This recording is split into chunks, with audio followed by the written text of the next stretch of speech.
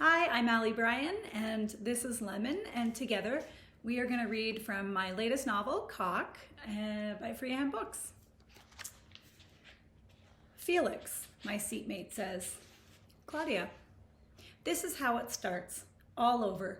An exchange of names, and somehow saying it in the low light of the plane's overheated tail section, while the rest of the passengers drift off, feels bold and rebellious.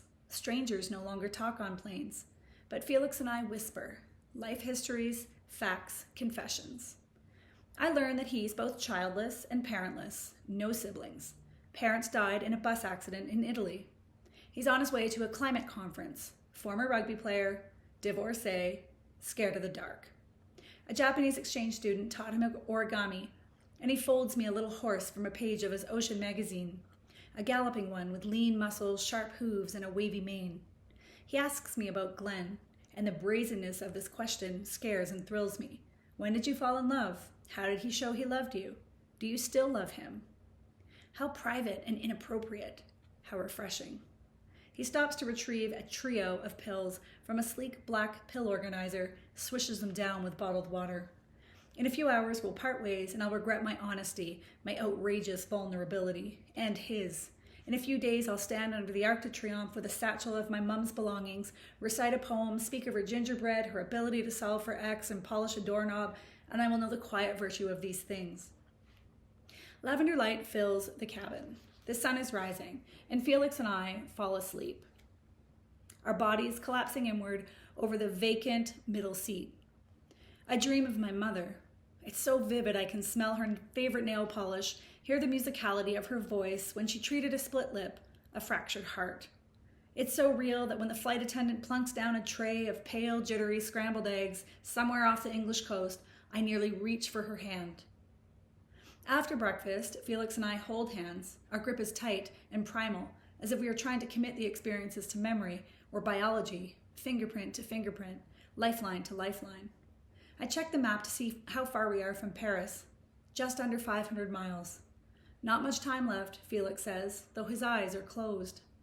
When Joan lines up to use the bathroom at the back of the plane and sees me clutching a stranger's hand, I don't let go.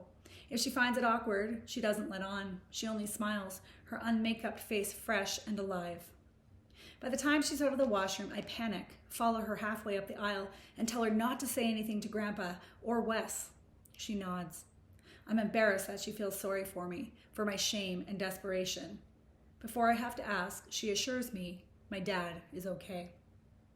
When I get back to my seat, the breakfast tray is gone, and the origami horse stands proudly in its place, gaze fixed on the window, as if it knows we'll be landing soon, and it will be free to roam the streets of Paris like an equine Joan of Arc. I steal a glance at Felix's beautiful scarred hand and feel a dizzying loneliness I've never acknowledged before. I miss the brawn of a man's hand on my hip, clutching the back of my head, grazing the small of my back. I miss the chivalry, the dominance, the energy, the masculinity. Maybe it's the fatigue or the emotional fallout of the trip, the pending jet lag, the anniversary of Mom's death, or the strenuous act of being woman. But on some level, part of me wants a man just so I can stop having to be one.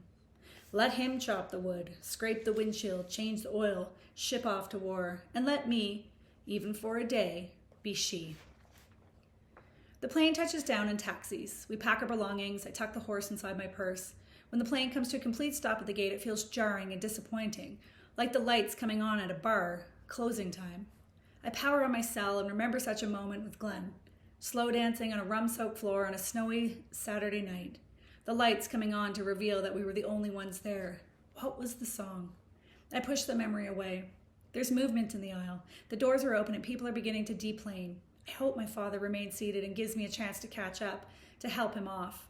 I find my suitcase, confiscated by the flight attendant when we first boarded. Sensing the end, Felix says, "Thank you."